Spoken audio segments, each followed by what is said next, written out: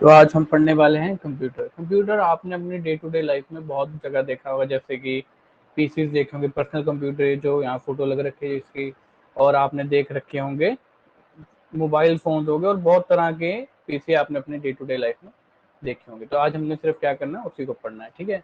तो सबसे पहले हम इसकी बेसिक डेफिनेशन जो हम बचपन से पढ़ते आ रहे हैं उसको जरा पढ़ते हैं। Computer is an electronic machine. Computer क्या है? इलेक्ट्रॉनिक मशीन है। मतलब अगर हम लेमन भाषा में समझे तो इलेक्ट्रॉनिक मशीन कौन सी होती है? जिसके अंदर इलेक्ट्रॉनिक कंपोनेंट्स यूज होते हैं, जैसे आईसी सर्किट हो गया, जैसे ट्रांजिस्टर्स हो गए, जैसे अपना रजिस्टर्स हो गए, कैपेसिटर्स हो गए, ये जो यूज होते हैं जिसके अंदर इलेक्ट्रॉनिक कंपोनेंट जिसके अंदर, उसको क्या कहते हैं? Electronic machine. तो कंप्यूटर क्या है? एक इलेक्ट्रॉनिक मशीन है। क्यों है इलेक्ट्रॉनिक मशीन? क्योंकि इसके अंदर क्या होते हैं? इलेक्ट्रॉनिक कंपोनेंट्स होते हैं। तो computer is an electronic machine that accept data. Computer एक इलेक्ट्रॉनिक मशीन है जो क्या एक्सेप्ट करती है? डाटा एक्सेप्ट करती है। किससे? यूजर से। यूजर कौन है? हम क्या करते हैं? इस कीबोर्ड के ऊपर हम टाइप करते हैं ना, जो भी हमें चीज चाहिए होती है, तो वो जो टाइप चीज होती है वो क्या है? वो डाटा है जो हमने इनपुट दिया है इसे। उस इनपुट के बेस पे ये जो सीपीयू है, ये उसको क्या करेगा? प्रोसेस करेगा। जब वो सीपीयू उसको प्रोसेस करेगा तो आउटपुट में हमें स्क्रीन पे क्या दिख जाएगी? उसकी जो आउटपुट है, ठीक है। तो ये क्या कह रहा है? Computer is an electronic machine that accept data from user. किससे लेता है वो डाटा? यूजर से लेता है। क्या करने के लिए? Performing calculation. और हमें क्या दे देता है वो? Output data as a result. ठीक है, यही हमने पढ़ा है। तो उसके बाद क्या है? इंट्रोडक्शन ऑफ कंप्यूटर की। It is a Latin word. ये लैटिन वर्ड है जो डिराइव हुआ है वर्ड कंप्यूट से, which means to calculate.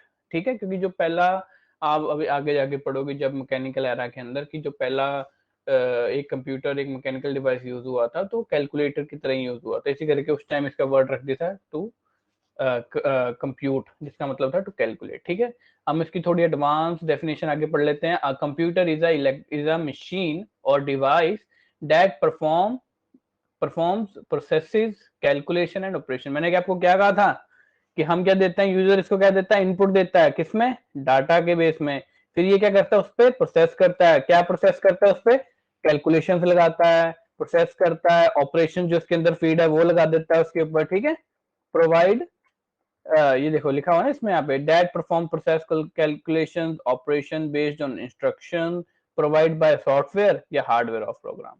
It is design to execute applications and provides a variety of solutions by combining integrated hardware software component. मतलब वो ये कह रहा है कि जो भी इसके अंदर हार्डवेयर सॉफ्टवेयर होगा उसके सारे कंपोनेंट उसकी कंबाइन करके उसको सॉल्यूशन हमें प्रोवाइड करेगा। ठीक है, अब हमने ऊपर पढ़ा था कि हम इसको क्या देते हैं? डाटा देते हैं एज इनपुट। तो हम डाटा के बारे में पढ़ लेते हैं। डाटा कुछ नहीं है, एक तरह के रॉ फैक्ट्स हैं, रॉ चीजें पड़ी रहती हैं। जब तक हम उसे फॉर्मल मैनर में लिख के नहीं बताएंगे किसी भी ह्यूमन को या हम किसी भी मशीन को, तो वो उसका आंसर नहीं दे पाएगा। जैसे मैं आपको एग्जांपल देता हूँ, ये मैंने यहाँ लिख दिया ए, यहाँ लिख दिया बी, यहाँ लिख दिया सी। अब मैं आपको बोलूँ A B C, A plus B plus C, तो आप कहोगे पहले या तो आगे कुछ लगाओ इसके, या तो प्लस लगा के कुछ और इन्फॉर्मेशन आएगी, नहीं तो यहाँ पे इक्वल टू लगाओ कि हाँ इसका क्या जवाब है। तो ये क्या होगा? किसी भी चीज को लिखने का क्या होगा? एक फॉर्मल वे हो गया। ठीक है, अभी भी आप इसका जवाब नहीं दे पाओगे। क्यों? आपको ए बी सी की वैल्यू नहीं पता।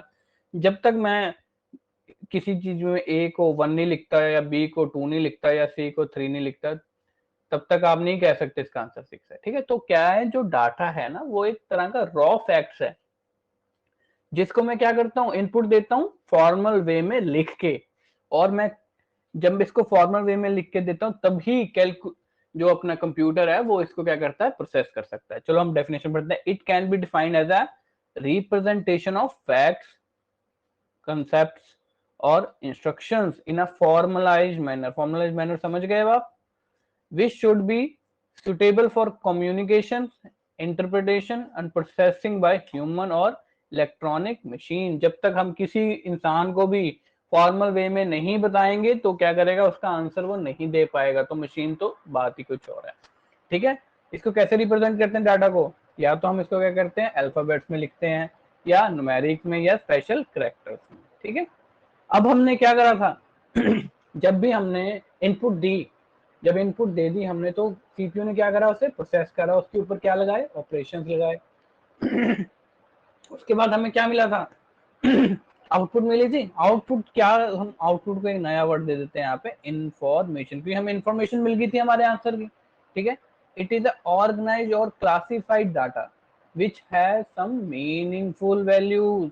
डाटा की कोई मीन नहीं होता, पर इंफॉर्मेशन जो आउटपुट आती है उससे हमें मीनिंग निकल जाती है, ठीक है। ए की वैल्यू 1 है, बी की वैल्यू 2, इससे क्या मीनिंग निकल रहा है, कोई मीनिंग निकल रहा है। पर जब हम इसको कंबाइन करके लिखेंगे, फॉर्मल मैनर में लिखेंगे, तो हमें आंसर मिल जाएगा। तो उसकी क्या होगी, कोई मीनिंग होगी, कुछ वैल्यू होगी, ठीक है। Information is process data, obviously हमने डाटा भरा, उसको प्रोसेस करा, उसके बाद हमें क्या मिली थी, आउटपुट मिली थी। आउटपुट में क्या कहते हैं, इन्फॉर्मेशन। तो जो डाटा था उसी को प्रोसेस करके हमें इंफॉर्मेशन मिली, इसीलिए इसको क्या कह देते हैं, प्रोसेस डाटा कह देते हैं, ऑन विच डिसीजंस या एक्शंस आर बेस्ड, ठीक है। अब हम आगे चलते हैं। अब हम आगे देखते हैं थोड़ा सा इनके बीच में क्या डिफरेंस है। जो डाटा है ना वो रॉ फैक्ट्स होते हैं, मैंने आपको बताया था, figures, raw facts and figures को क्या कहते हैं, डाटा या इनपुट। और जो इन्फॉर्मेशन होती है वो क्या होती है, प्रोसेस फॉर्म ऑफ डाटा होती है, अभी हम पढ़ के आए हैं। उसके आउटपुट कह देते हैं और इन्फॉर्मेशन कह देते हैं। Data is an input for computer, ठीक है। Information is an output from computer. Data independent होता है। अच्छा, डाटा इंडिपेंडेंट क्या है, मैंने ए इक्वल टू 1 लिख दिया, बी इक्वल टू 2 लिख दिया, क्या मैं किसी चीज पे डिपेंड हो रहा है, ये चीज नहीं हो रही ना। मैंने इसके बीच में प्लस लिख दिया, तो यहाँ पे क्या आ गया, 3 आ गया। मतलब जो मेरी आउटपुट है वो तो मेरे डाटा पे क्या है, बेस्ड है। जब मेरा डाटा यहाँ से क्या होगा, मैं इसको 2 लिख दिया, यहाँ पे 2 लिख दिया, तो आंसर क्या आ जाएगा, 4। मतलब जो मेरा आउटपुट होता है वो मेरी किस पे डिपेंड करेगा, उसकी वैल्यूज पे, इनपुट की वैल्यूज पे। इसीलिए हम कहते हैं जो डाटा है वो इंडिपेंडेंट है, वो कुछ भी हो सकता है। पर जो इन्फॉर्मेशन है वो डाटा पे ही डिपेंडेंट होगी। जब डाटा बदलेगा तो मेरी इन्फॉर्मेशन भी क्या हो जाएगी, बदल हो जाएगी। अगर कह रहा है कि डाटा लॉस हो गया तो उसको हम रिप्रोड्यूस नहीं कर सकते, पर जो इन्फॉर्मेशन लॉस हो गई हम उसको रिप्रोड्यूस कर सकते हैं। जैसे मैंने क्या लिख दिया यहाँ पे, ए प्लस बी प्लस सी। अगर मैंने सी गायब कर दिया और इक्वल टू कर दिया, क्या मेरा आंसर आएगा, नहीं आएगा।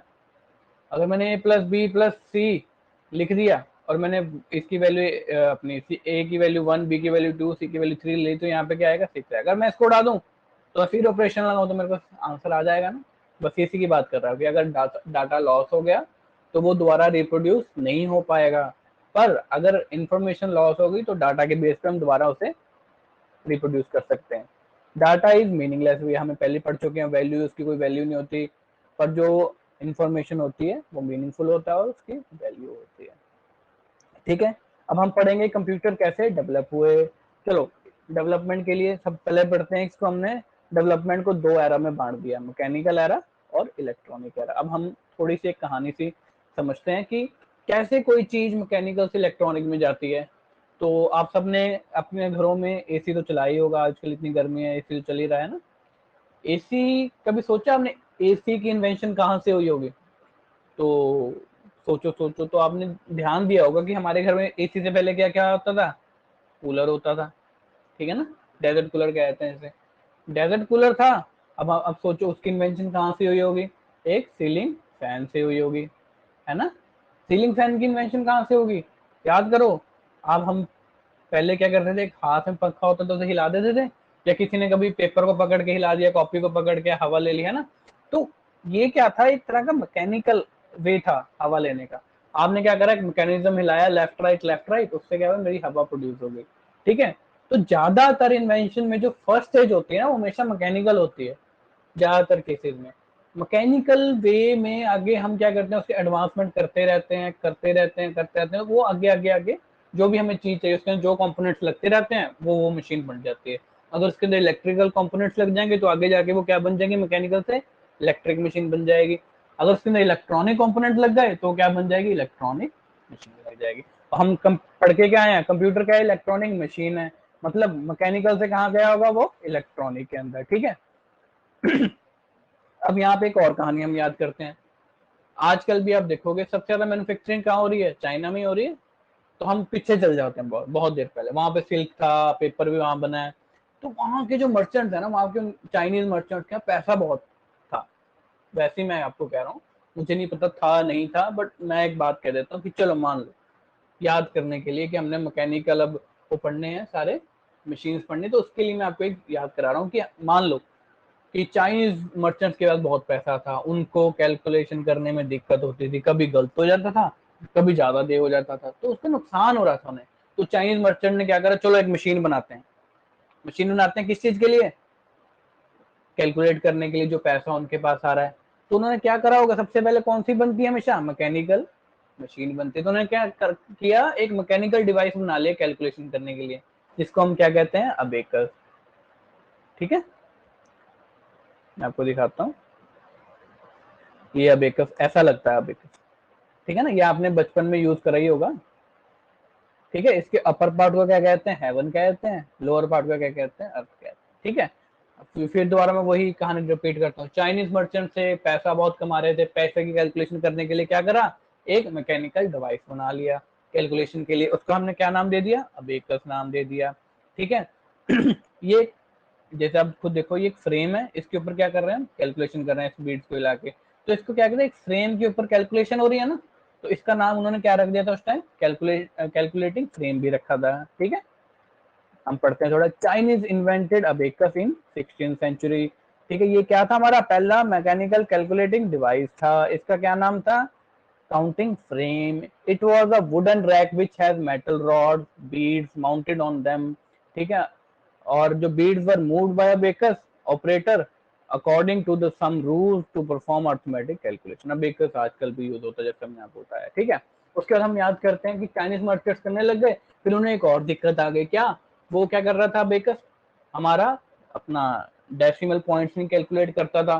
तो एक जॉन नेपियर नाम का इंसान आया, कब, जॉन नेपियर 1550 के अंदर और 1617 के अंदर, एग्जैक्ट डेट नहीं पता, इसी के बीच में। ठीक है, तो उन्होंने जॉन नेपियर खड़ा हो कि मैं कैसा अपने नाम से डिवाइस बनाता हूँ जो क्या करेगा, तुम्हें डेसिमल्स भी काउंट करके देगा, तुम्हारी अठन्निया चवन्निया सारा हिसाब करके देगा। ठीक है, मर्चेंट्स ने पहले क्या करा, एक मैकेनिकल डिवाइस बनाई। क्यों, क्योंकि उनका नुकसान हो रहा था कैलकुलेशन करने के लिए, पर उसमें क्या कर रहा है, कमी क्या रहेगी कि वो अब डेसिमल्स वगैरह नहीं गिन पा रहा था। अब उन्होंने डेसिमल गिनने के लिए क्या मशीन बना दी, नेपियर बोन्स। इसके अंदर क्या था, 9 आइवरी स्ट्रिप्स लगी हुई थी। ठीक है, और वो क्या करता था, पहली मशीन थी डेसिमल पॉइंट्स करने के लिए, इसको उसने क्या नाम दे दिया, नेपियर बोन्स। ठीक है, आगे हम पढ़ते हैं। उसके बाद अब यहाँ पे देखो, पहले क्या हुआ, जो कैलकुलेशन करने के लिए एक डिवाइस बनी मैकेनिकल, उसके बाद क्या हुआ, उसमें एक पहली डेसिमल्स काउंट करने की मशीन आ गई। अब एक बच्चा खड़ा हुआ है कि भाई मैंने तो पेपर क्या करना है, पास करना है। क्या करना है, मैंने पेपर पास करना है, और मुझे क्या ऐसी डिवाइस चाहिए, ये तो बहुत टाइम लगा रही है, मेरे को जल्दी जल्दी जल्दी कैलकुलेशन करनी होती है ना पेपर में। तो मैंने को क्या करना, जल्दी एडिशन सब्ट्रैक्शन करनी है, तो मैंने एक जल्दी पास होने के लिए एक मशीन बनानी पड़ेगी। तो इस बच्चे ने पास होने के लिए मशीन बनानी थी, तो उस मशीन का क्या नाम रख दिया, पास्कलाइन। ठीक है, ये क्या करती थी, ये पहली मैकेनिकल एडिंग मशीन थी, मुझे पेपर के अंदर क्या करना था, ऐड करना था जल्दी जल्दी और सब्ट्रैक्ट करना था, तो ये एडिशन और सब्ट्रैक्शन करेगी। ठीक है, ये इन्वेंटेड कब हुई थी, 1642 के आसपास।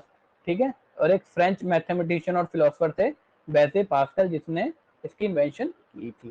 ठीक है, पहले मर्चेंट्स ने बनाई, उसके क्या, हमने डेसिमल्स काउंट करने के लिए। अब क्या हुआ, एक बच्चे ने कहा मेरे को तो पास होना है भाई पेपर के अंदर, एडिशन सब्ट्रैक्शन करनी है जल्दी जल्दी, तो मेरे को पास होने के लिए कौन सी मशीन बनानी है, पास्कलाइन।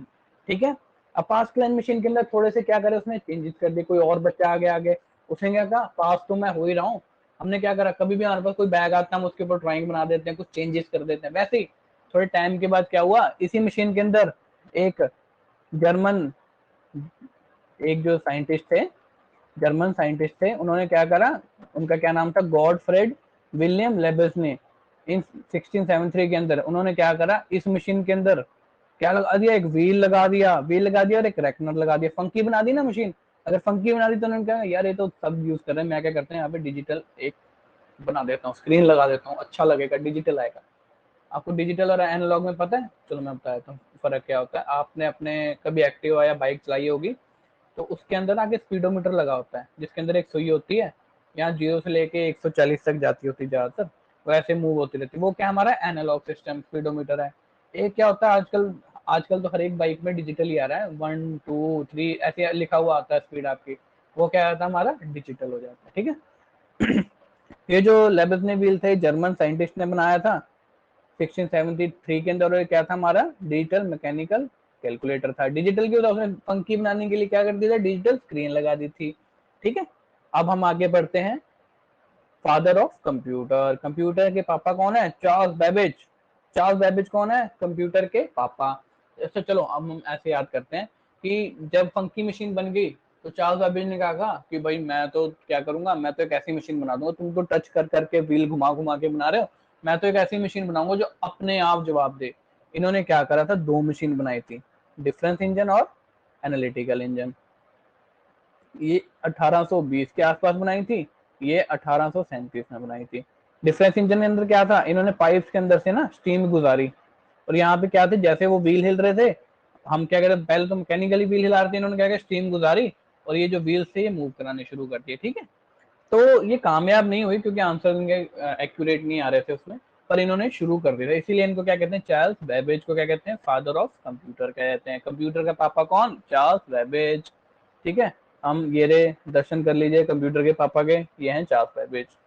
ठीक है, ये आ गया डिफरेंस इंजन। मैंने आपको क्या कहा था, इसमें ये जो पाइप्स है ना, इसमें से इन्होंने स्टीम गुजारी थी और ये जो व्हील लग रखे हैं ये हिल रहे थे। ठीक है, design by Charles Babbage which is known as father of computer. It was a mechanical computer which could perform simple calculations. It was steam driven calculating machine designed to solve tables of numbers like algorithm tables. ठीक है, logarithm tables. फिर आगे analytic machine, इसका आविष्कार कब करा उन्होंने? 1837 के अंदर।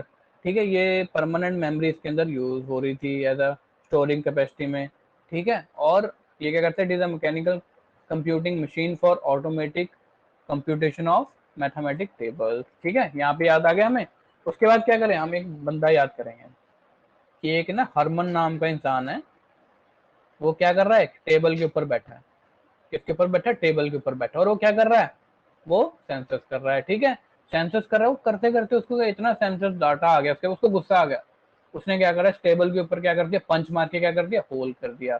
ठीक है, एक हरमन नाम का इंसान है, वो क्या कर रहा है, वो सेंसस कर रहा है, सेंसस करते करते उसे क्या आ गया, गुस्सा आ गया, उसने क्या करा, पंच मार दिया उसके ऊपर, टेबल के ऊपर, और पंच में क्या कर दिया, होल कर दिया। तो टेबल से हमारी कौन सी मशीन आ गई, टेबुलेटिंग मशीन। टेबुलेटिंग मशीन किसने इन्वेंट करी थी 1890 के अंदर? हरमन, क्योंकि वो हरमन बैठा था और उसने पंच मार के क्या कर दिया था, होल। तो हरमन होल हमारे क्या आ गए, इन्वेंटर आ गए इसके। ठीक है, ये एक अमेरिकन स्टैटिस्टिशियन थे और it was a mechanical tabulator based on punch card. मैंने क्या करा था, हरमन ने क्या कर दिया, पंच मार दिया, तो इस पर पंच कार्ड यूज हुए थे। पंच कार्ड कुछ नहीं होता, आपने अगर बचपन में तंबोला खेला होगा ना, तो वो तंबोले की मशीन जैसे होती है ना, तंबोले का कार्ड होता है जैसा, वैसा ही होता है ये भी। इसके अंदर ऐसे ऐसे लगे होते हैं। ठीक है, उसको हम पंच कार्ड कहते हैं, मेटल फ्रेम का होता है। ठीक है, ये क्या करता था, एक टाइम पे एक ही पंच कार्ड यूज करता था। ठीक है, और ये क्या था, वो हरमन क्या कर रहा था, बैठ के सेंसस कर रहा था। तो 1890 के अंदर यूएस सेंसस के अंदर ये मशीन क्या हुई थी, यूज हुई थी।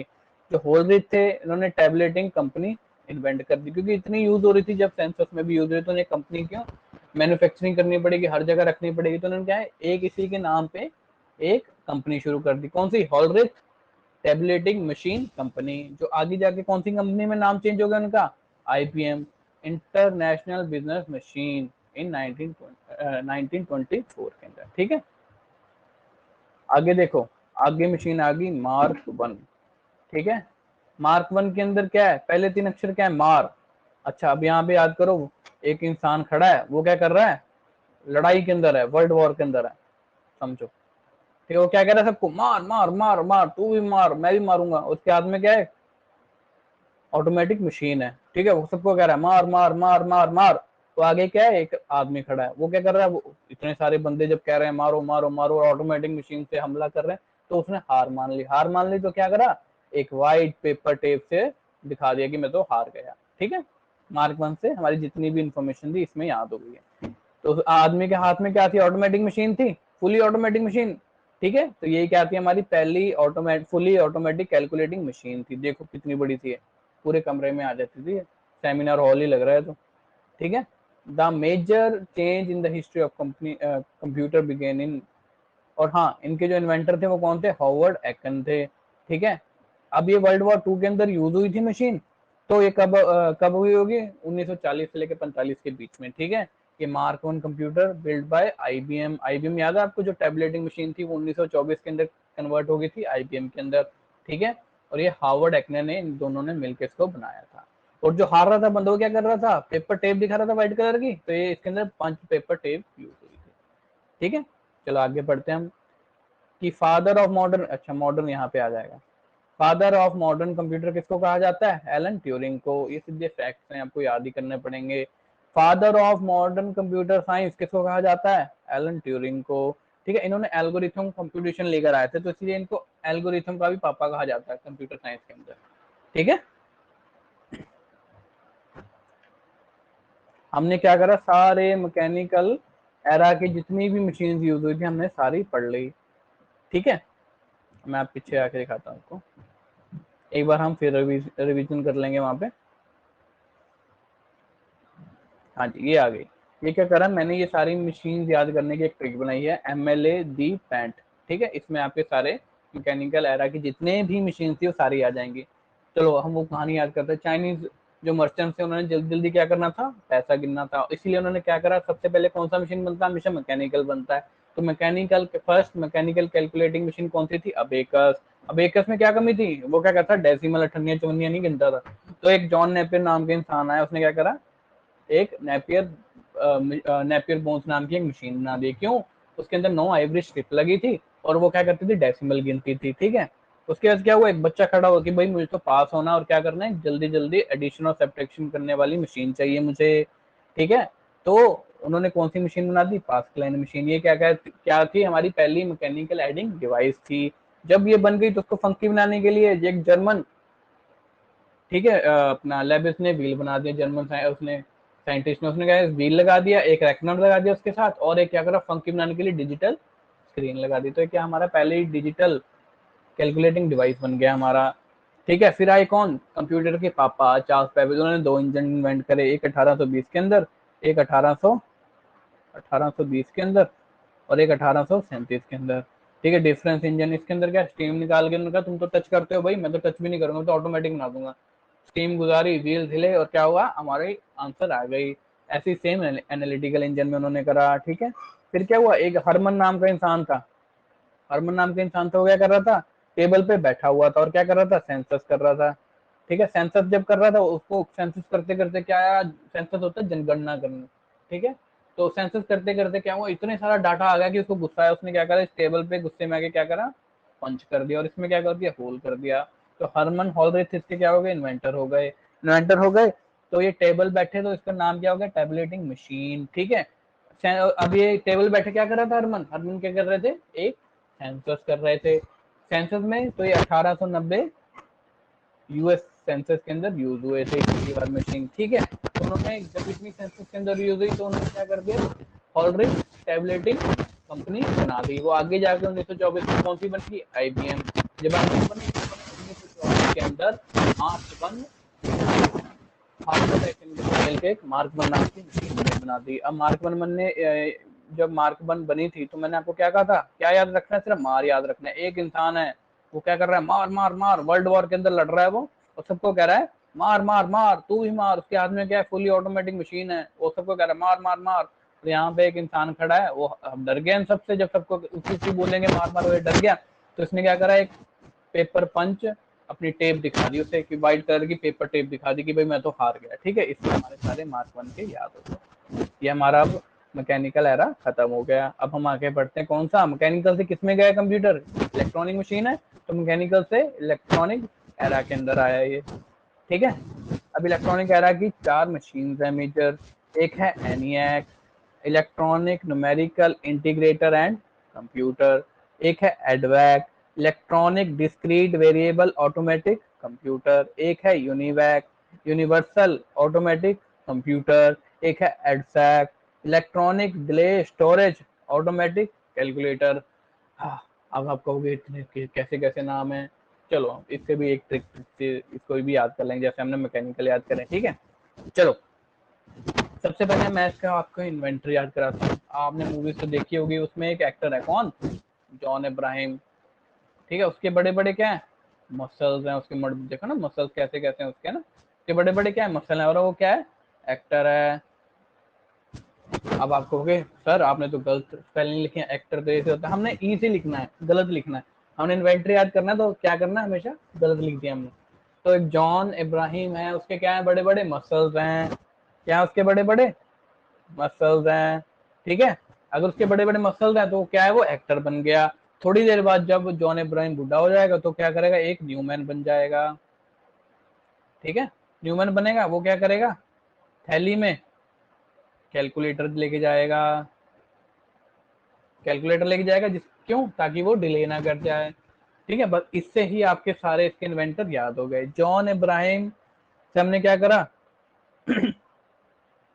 जो पहले एनियाक के जो हमारे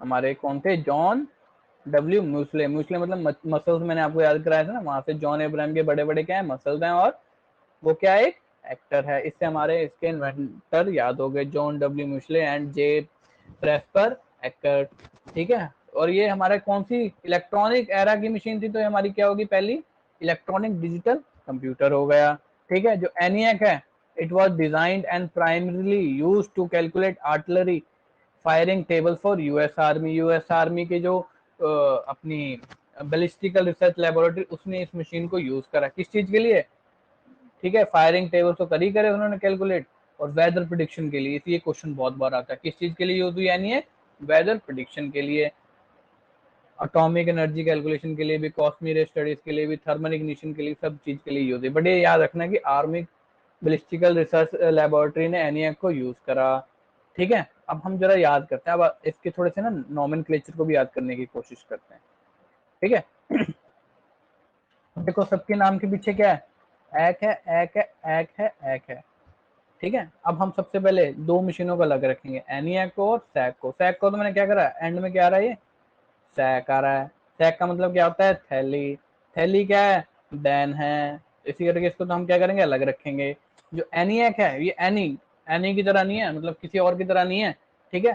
तो जो ये दोनों है ना, इनके नाम के पीछे क्या आता है, एसी। एसी मतलब ऑटोमेटिक कंप्यूटर, ऑटोमेटिक कंप्यूटर।